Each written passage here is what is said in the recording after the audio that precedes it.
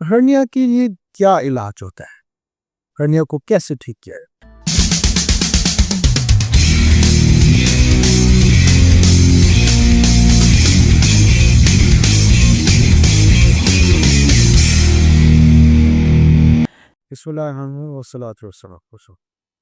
अच्छा जी, अगर किसी को नाफ में, जिसको हम वेंट्रल हर्निया बोलते हैं, अम्बिलिकल हर्निया बोलते हैं या पैरा अम्बिलिकल हर्निया बोलते हैं, या अगर ऑपरेशन की वजह से उसके आसपास पेट की फ्रंट की दीवार पे हर्निया बन गया हो, जिसको हम इंसिजनल हर्निया बोलते हैं, तो ये सारी हर्नियाज वेंट्रल हर्निया की कैटेगरी के अंदर आते हैं, यानी पेट के आगे बनी दीवार की कैटेगरी में आते हैं, जिसको हम वेंट्रल हर्निया बोलते हैं। तो जितनी भी वेंट्रल हर्नियाज हैं, अमूमी तौर पे इनके इलाज में हम ऑपरेशन करके, सर्जरी के ज़रिए से वो ठीक है। अब जो ऑपरेशन है वो डिपेंड करता है कि हर्निया का साइज़ क्या है और उसके अंदर कौन-कौन सी अशिया, यानी उसके अंदर फैट्स हैं कि आंतें हैं कि कौन-कौन से ऑर्गन उसमें चाहिए। उसके मुताबिक उसको हम रिपेयर करते हैं। अब अगर लेट्स से एग्ज़ाम्पल के तौर पे नाभ के अंदर कोई छोटा-सा हर्निया बन गया हो, तो ये बड़े आराम से लेप्रोस्कोपिकली ठीक हो सकता है। अब लेप्रोस्कोप का मतलब ये है कि हम छोटे सुराखों के ज़रिए से इसको ठीक करते हैं। देखिए, इसका जो ट्रेडिशनल तरीका है वो है ओपन सर्ज। अब ऑपरेशन की प्रिंसिपल क्या है, उसका मकसद क्या है? ऑपरेशन में हम गैप बंद करना चाहें। पहले ज़माने में हम ये गैप जो है स्टिचेस के ज़रिए से बंद कर, जब हम ये गैप स्टिचेस के ज़रिए से बंद कर लें, उसमें एक रिस्क होता है कि जब कभी पेट पेट की दीवार पे थोड़ा भी खिंचाव पड़ेगा, तो वो एकदम से स्टिचेस खुल सकती हैं और रनिया वापस आ जाएगा। और आम तौर पे वो जब वापस आता है तो पहले से भी ज़रा बड़े साइज़ का। तो इसलिए हम हमेशा ये रेकमेंड करते हैं कि गैप को खाली स्टिचेस के साथ नहीं क्लोज करना चाहिए।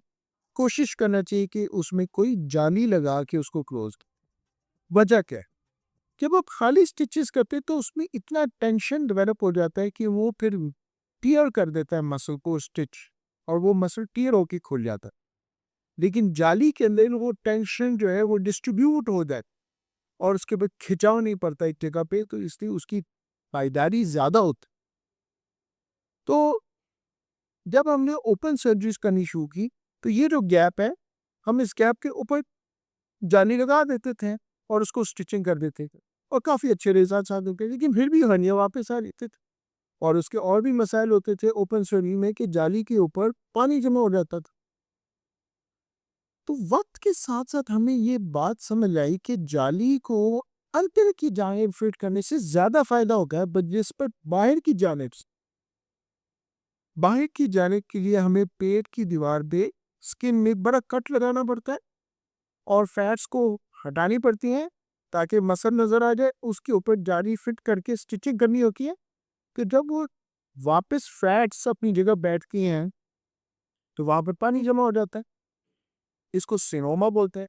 और चूंकि ऊपर कट लंबा सा लगा होता है, तो जरासीम दाखिल हो जाते हैं उस पानी के अंदर, इन्फेक्शन हो जाती, फस जमा हो जाती। तो ये मसला था ओपन सर्जरी का, और वो वाली सर्जरी जिसमें जाली ऊपर से फिट कराई गई।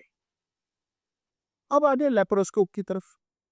लेप्रोस्कोपिक सर्जरी का ये सबसे बड़ा फायदा था या है कि हम ऊपर से स्किन को कट नहीं लगाते, उस जगह में ही लगाते, साइड पे लगाते, छोटे कट लगाते। तो हर्निया वाली जगह स्किन महफूज है और इन्फेक्शन के दाखिल होने के चांसेस मिनिमम हो जाता।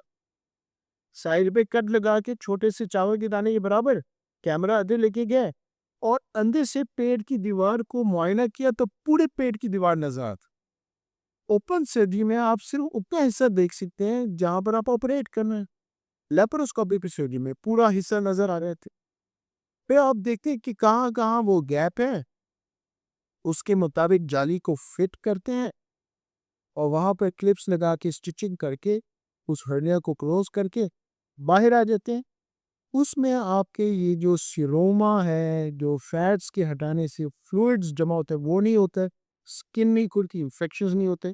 तो लेप्रोस्कोपी सर्जरी का ये सबसे बड़ा फायदा था है कि हम एक तो पूरी तरह से हर्निया की गैप को कवर कर लेते हैं और फिर जो है उसमें इन्फेक्शन के चांसेस और पानी जमा होने के चांसेस कम हो जाते हैं। अगली वीडियोस में हम आपको और भी फ़वाइद बताएंगे लेप्रोस्कोपिक सर्जरीज के, ख़ास तौर पे हर्नियास के रिपेयर के अतबार से, और वो वजूहात हम डिस्कस करेंगे कि क्यों ये रिपेयर्स फेल हो रहे हैं।